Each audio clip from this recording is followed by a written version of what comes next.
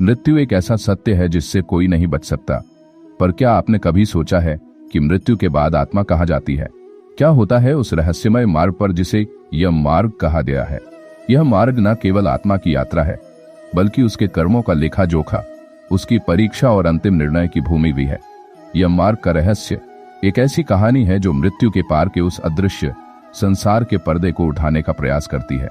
यह रहस्य डर, न्याय और आध्यात्मिक ज्ञान से बुनी हुई यात्रा है।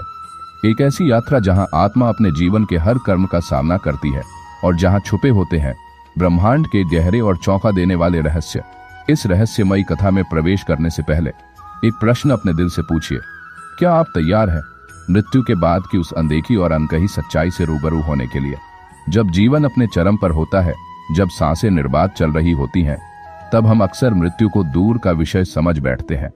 लेकिन हमें इस भ्रम को तोड़ते हुए सच्चाई से परिचित कराता है कि मृत्यु कोई अंत नहीं, बल्कि एक यात्रा की शुरुआत है। यह मार्ग की भयावहता केवल पापियों के लिए है और यह हमें प्रेरित करती है कि हम अपने वर्तमान को इतना श्रेष्ठ बना लें कि उस मार्ग से मुस्कुराते हुए गुजर सकें। यह हमें सिखाता है कि मोक्ष कोई कल्पना नहीं, बल्कि कर्म से अर्जित की जाने वाली महान सिद्धि है। तो चलिए यात्रा आरंभ करते हैं। गरुड़ जी ने कहा, हे केशव, यमलोक का मार्ग किस प्रकार दुखदाई होता है? पापी लोग वहां किस प्रकार जाते हैं, वह मुझे बताइए। श्री भगवान बोले, हे गरुड़, महान दुख प्रदान करने वाले यम मार्ग के विषय में मैं तुमसे कहता हूँ, मेरा भक्त होने पर भी तुम उसे सुनकर कांप उठोगे। यम मार्ग में वृक्ष की छाया नहीं है जहाँ प्राणी विश्राम कर सके। उस यम मार्ग में अन्न आदि भी नहीं है जिनसे कि वह अपने प्राणों की रक्षा कर सके। हे खद, वहां कहीं जल भी नहीं दिखता जिसे अत्यंत तृषातुर वह जीव पी सके। वहां प्रलयकाल की भांति 12 सूर्य तपते रहते हैं। उस मार्ग में जाता हुआ पापी कभी बर्फीली हवा से पीड़ित होता है तथा कभी कांटे चुभते हैं और कभी महाविषधर सर्पों के द्वारा डसा जाता है। वह पापी कहीं सिंहों, व्याघ्रों और भयंकर कुत्तों द्वारा खाया जाता है, कहीं बिच्छुओं द्वारा डसा जाता है और कहीं उसे आग से जलाया जाता है। तब कहीं अति भयंकर महान असिपत्रवन नामक नरक में वह पहुंचता है, जो 2000 योजन विस्तार वाला कहा गया है। वह वन कौओं, उल्लुओं, वटों, पक्षी विशेषों, गीधों, सर्गों तथा डांसों से व्याप्त है। उसमें चारों ओर दावाग्नि व्याप्त है। असिपत्र के पत्तों से वह जीव उस वन में छिन्न भिन्न हो जाता है। कहीं अंधे कुएं में गिरता है, कहीं विकट पर्वत से गिरता है, कहीं छुरे की धार पर चलता है तो कहीं कीलों के ऊपर चलता है, कहीं घने अंधकार में गिरता है, कहीं उग्र भय उत्पन्न करने वाले जल में गिरता है, कहीं जोंकों से भरे हुए कीचड़ में गिरता है तो कहीं जलते हुए कीचड़ में गिरता है, कहीं तपी हुई बालुका से व्याप्त और कहीं धधकते हुए ताम्रमय मार्ग, कहीं अंगार की राशि और कहीं अत्यधिक धुएं से भरे हुए मार्ग पर उसे चलना पड़ता है। कहीं अंगार की वृष्टि होती है, कहीं बिजली गिरने के साथ शिलावृष्टि होती है, कहीं रक्त की, कहीं शस्त्र की और कहीं गर्म जल की वृष्टि होती है, कहीं खारे कीचड़ की वृष्टि होती है।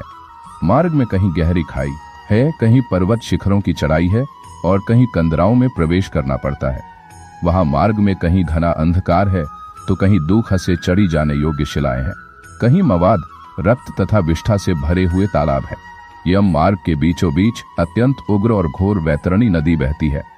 वह देखने पर दुखदायिनी हो तो क्या आश्चर्य, उसकी वार्ता ही भय पैदा करने वाली है।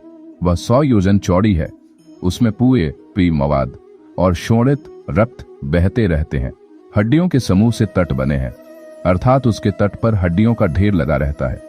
मांस और रक्त के कीचड़ वाली वह नदी दो खत से पार की जाने वाली है। अथाह गहरी और पापियों द्वारा दुखपूर्वक पार की जाने वाली यह नदी केशरूपी सेवार से भरी होने के कारण दुर्गम है। वह विशालकाय ग्राहों घड़ियालों से व्याप्त है और सैकड़ों प्रकार के घोर पक्षियों से आवृत है। हे गरुड़, आए हुए पापी को देखकर वह नदी ज्वाला और धूम से भरकर कड़ाह में रखे घृत की भांति खौलने लगती है। वह नदी सुई के समान मुख वाले भयानक कीड़ों से चारों ओर व्याप्त है। वज्र के समान चोंच वाले बड़े बड़े गीध एवं कौओं से घिरी हुई है। वह नदी शिशुमार, मगर, जोंक, मछली, कछुए तथा अन्य मांसभक्षी जलचर जीवों से भरी पड़ी है। उसके प्रवाह में गिरे हुए बहुत से पापी रोते चिल्लाते हैं और हे भाई, हाँ पुत्र, हाँ तात, इस प्रकार कहते हुए बार बार विलाप करते हैं। भूख और प्यास से व्याकुल होकर पापी जीव रक्त का पान करते हैं। वह नदी झागपूर्ण रक्त के प्रवाह से व्याप्त, ममहाघोर, अत्यंत गर्जना करने वाली देखने में दुख पैदा करने वाली तथा भयावह है। उसके दर्शन मात्र से पापी चेतनाशून्य हो जाते हैं। बहुत से बिच्छू तथा काले सर्पों से व्याप्त उस नदी के बीच में गिरे हुए पापियों की रक्षा करने वाला कोई नहीं है। उसके सैकड़ों हजारों भंवरों में पड़कर पापी पाताल में चले जाते हैं। क्षण भर पाताल में रहते हैं और एक क्षण में ही ऊपर चले आते हैं। हे खग, वह नदी पापियों के गिरने के लिए ही बनाई गई है। उसका पार नहीं दिखता। वह अत्यंत दुख पूर्वक तरने योग्य तथा बहुत दुख देने वाली है। इस प्रकार बहुत प्रकार के क्लेशों से व्याप्त अत्यंत दुखप्रद यम मार्ग में रोते चिल्लाते हुए दुखी पापी जाते हैं। कुछ पापी पाश से बंधे होते हैं और कुछ अंकुश में फंसाकर खींचे जाते हैं और कुछ शस्त्र के अग्रभाग से पीठ में छेदते हुए ले जाए जाते हैं। कुछ नाक के अग्रभाग में लगे हुए पाश से और कुछ कान में लगे हुए पाश से खींचे जाते हैं। कुछ काल पाश से खींचे जाते हैं और कुछ कौं से खींचे जाते हैं। वे पापी गर्दन, हाथ तथा पैर में जंजीर से बंधे हुए तथा अपनी पीठ पर लोहे के भार को ढोते हुए मार्ग पर चलते हैं। अत्यंत घोर यमदूतों के द्वारा मुदगरों से पीटे जाते हुए वे मुख से रक्त वमन करते हुए तथा वमन किए हुए रक्त को पुन पीते हुए जाते हैं। उस समय अपने दुष्कर्मों को सोचते हुए प्राणी अत्यंत ग्लानि का अनुभव करते हैं और अतीव दुखित होकर यमलोक को जाते हैं। इस प्रकार यम मार्ग में जाता हुआ वह मंद बुद्धि प्राणी हा पुत्र, हा पौत्र, इस प्रकार पुत्र और पौत्रों को पुकारते हुए हाय हाय इस प्रकार विलाप करते हुए पश्चाताप की ज्वाला से जलता रहता है। वह विचार करता है कि महान पुण्य के संबंध से मनुष्य जन्म प्राप्त होता है। उसे प्राप्त कर भी मैंने धर्माचरण नहीं किया। यह मैंने क्या किया? मैंने दान दिया नहीं, अग्नि में हवन किया नहीं, तपस्या की नहीं, देवताओं की भी पूजा की नहीं, विधि विधान से तीर्थ सेवा की नहीं। अतः हे जीव, जो तुमने किया है उसी का फल भोगो। हे देही, तुमने ब्राह्मणों की पूजा की नहीं, देवनदी गंगा का सहारा लिया नहीं, सत्पुरुषों की सेवा की नहीं, कभी भी दूसरे का उपकार किया नहीं। इसलिए हे जीव, जो तुमने किया है अब उसी का फल भोगो। मनुष्यों और पशु पक्षियों के लिए जलहीन प्रदेश में जलाशय का निर्माण किया नहीं, गौओं और ब्राह्मणों की आजीविका के लिए थोड़ा भी प्रयास किया नहीं। इसलिए हे देही, तुमने जो किया है उसी से अपना निर्वाह करो। तुमने नित्य दान किया नहीं, गौओं के दैनिक भरण पोषण की व्यवस्था की नहीं, वेदों और शास्त्रों के वचनों को प्रमाण माना नहीं, पुराणों को सुना नहीं, विद्वानों की पूजा की नहीं। इसलिए हे देही, जो तुमने किया है उन्हीं दुष्कर्मों के फल को अब भोगो। नारी जीव भी पश्चाताप करते हुए कहता है, मैंने पति की हितकर आज्ञा का पालन किया नहीं, पातिव्रत्य धर्म का कभी पालन किया नहीं और गुरुजनों को गौरवोचित सम्मान कभी दिया नहीं। इसलिए हे देहिन, जो तुमने किया उसी का अब फल भोगो। धर्म की बुद्धि से एकमात्र पति की सेवा की नहीं और पति की मृत्यु हो जाने पर वह ने प्रवेश करके उनका अनुगमन किया नहीं, वैधव्य प्राप्त करके त्यागमय जीवन व्यतीत किया नहीं। इसलिए हे देहिन, जैसा किया उसका फल अब भोगो। मास पर्यंत किए जाने वाले उपवासों से तथा चांद्रायण व्रतों आदि सुविस्तीर्ण नियमों के पालन से शरीर को सुखाया नहीं। पूर्व जन्म में किए हुए दुष्कर्मों से बहुत प्रकार के दुखों को प्राप्त करने के लिए नारी शरीर प्राप्त किया था। इस तरह बहुत प्रकार से विलाप करके पूर्व देह का स्मरण करते हुए मेरा मानव जन्म शरीर कहाँ चला गया, इस प्रकार चिल्लाता हुआ वह यम मार्ग में चलता है। हे तार्क्ष, इस प्रकार 17 दिन तक अकेले वायु वेग से चलते हुए 18वें दिन वह प्रेत सौम्यपुर में जाता है। उस रमणीय श्रेष्ठ सौम्यपुर में प्रेतों का महान गण रहता है। वहां पुष्पभद्रा नदी और अत्यंत प्रिय दिखने वाला वटवृक्ष है। उस पुर में यमदूतों के द्वारा उसे विश्राम कराया जाता है। वहां दुखी होकर वह स्त्री पुत्रों के द्वारा प्राप्त सुखों का स्मरण करता है। वह अपने धन, भृत्य और पौत्र आदि के विषय में जब सोचने लगता है तो वहां रहने वाले यम के किंकर उससे इस प्रकार कहते हैं, धन कहाँ है, पुत्र कहाँ है, पत्नी कहाँ है, मित्र कहाँ है, बंधु बांधव कहाँ है। हे मूढ़, जीव अपने कर्मोपार्जित फल को ही भोगता है। इसलिए सुदीर्घ काल तक इस यम मार्ग पर चलो। हे परलोक के राही, तू यह जानता है कि राहगीरों का बल और संबल पाथे ही होता है, जिसके लिए तूने प्रयास तो किया नहीं।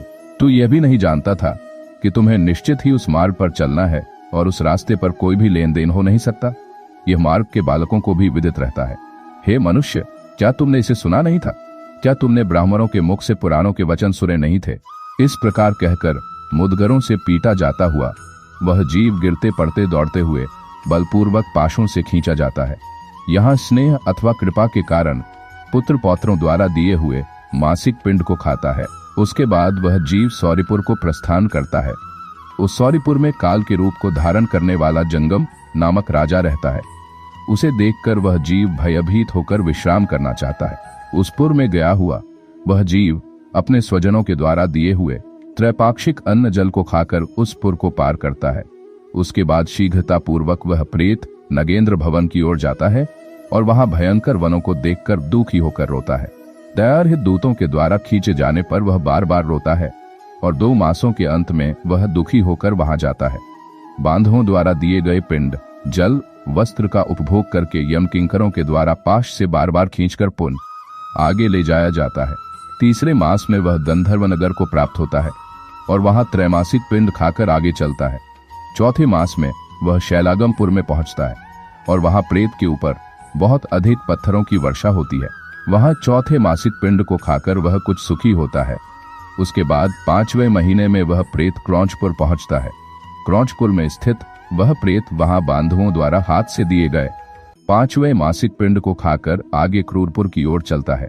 5.5 मास के बाद बांधवों द्वारा प्रदत्त 59 मासिक पिंड और घटदान से तृप्त होकर वह वहां आधे मुहूर्त तक विश्राम करके यमदूतों के द्वारा डराए जाने पर दुखद से कांपता हुआ उस पुर को छोड़कर चित्र भवन नामक पुर को जाता है, जहां यम का छोटा भाई विचित्र नाम वाला राजा राज्य करता है। उस विशाल शरीर वाले राजा को देखकर जब वह जीव डर से भागता है, तब सामने आकर कैवर्धीवर उससे यह कहते हैं, हम इस महावैतरणी नदी को पार करने वालों के लिए नाव लेकर आए हैं। यदि तुम्हारा इस प्रकार का पुण्य हो तो इसमें बैठ सकते हो। तत्वदर्शी मुनियों ने दान को ही वितरण, देना या बांटना कहा है। यह वैतरणी नदी वितरण के द्वारा ही पार की जा सकती है, इसलिए इसको वैतरणी कहा जाता है।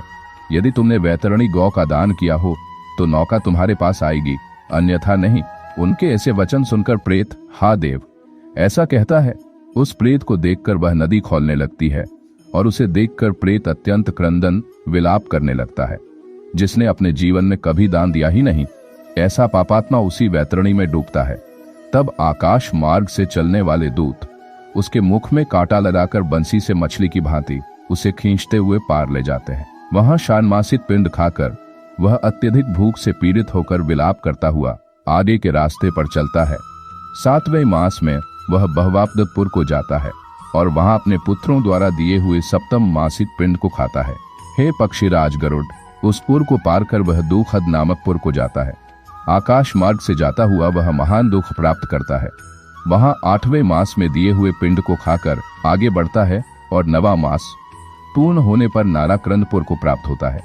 वहां क्रंदन करते हुए अनेक भयावह क्रंदगणों को देखकर स्वयं शून्य हृदय वाला वह जीव दुखी होकर आक्रंदन करने लगता है। उस पुर को छोड़कर वह यमदूतों के द्वारा भयभीत किया जाता हुआ 10वें महीने में अत्यंत कठिनाई से सुतप्त भवन नामक नगर में पहुंचता है।